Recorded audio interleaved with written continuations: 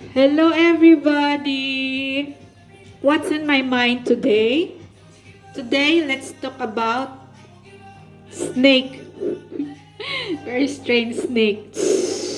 As in snake. Nanaginip ako about snake 2 nights ago. And after one night, nakita ko yung wall ko na may nag-post about snake. And it really triggered me. So, I posted it on my wall. Siguro iba sa inyo nakita yon. So, this story, I really like it. And I think makabigay din sa atin ng lesson, no? Sa bawat isa. So, let's start about the story of that snake and the carpenter. A carpenter went home after shutting down his workshop. While he was gone, a poisonous snake entered his workshop. So, the snake was very hungry and hoped to find its supper or food somewhere within. If it shifted from one end to another, finally bumped into an axe and got very slightly injured. So natamaan niya yung sarili niya sa axe. In anger and revenge, the snake bit the axe with full force. So dahil galit siya, hindi niya na-control yung emotion niya, nag-take revenge siya kasi galit siya. No? Galit na galit siya. So, maalam naman natin na what could a bite to do a metallic things or axe.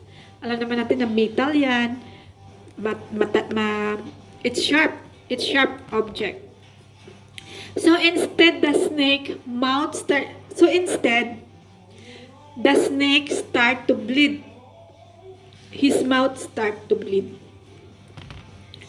Out of fury and arrogance, the snake tried its best to strangle and kill that object. Kasi galit na siya, no? So, that was causing it pain by wrapping itself around the axe. So, the next day, when the carpenter opened the workshop, he found a dead snake wrapped around the axe blade. So the snake remember guys, the snake didn't die because of someone else's fault. Alright? Remember, the snake didn't die because of someone else's fault. But face these consequences merely because of its own anger and wrath. Sometimes when we angry, we try to cause when we are angry, we try to cause harm to others. Okay? Because our emotion is always higher than our think. So, but as time passes by, we realize that we have caused more than harm to ourselves. So, it is not necessary that we react to everything. Alright, guys? It is not necessary to react to everything. Step back and ask yourself if the matter is really worth responding to. Diba? Sometimes you don't need to react. Just remain silent. Because that's the best revenge, is to keep silence. Stay calm, stay silent, and be happy. For every time or for every minute we are angry, we lost 60 seconds of happiness. Alam naman natin guys na life is too short, so we have to just slightly calm down for a while when we are angry. So, what are our biggest enemy? Our biggest enemy is our anger. Anger is our biggest enemy because we cannot control it.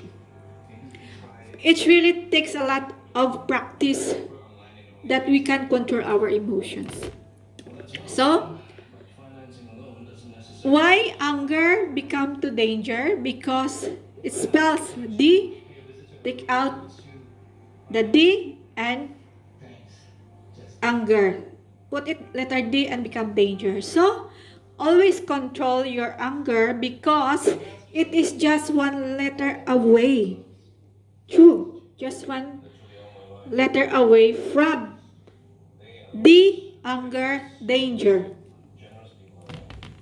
So, where there is anger, there is always pain underneath. Which is true. Kasi pag galit tayo, yung pain natin nasa loob lang yan eh. At saka tayo lang nakakaramdam yun at nakakaalam. So, always remember guys, anger doesn't solve anything. It builds nothing, but it can destroy everything. Remember, anger doesn't solve anything. It builds nothing, but it can destroy everything. So step back and ask yourself, nalaglag yung hikaw ko. Paano yata ito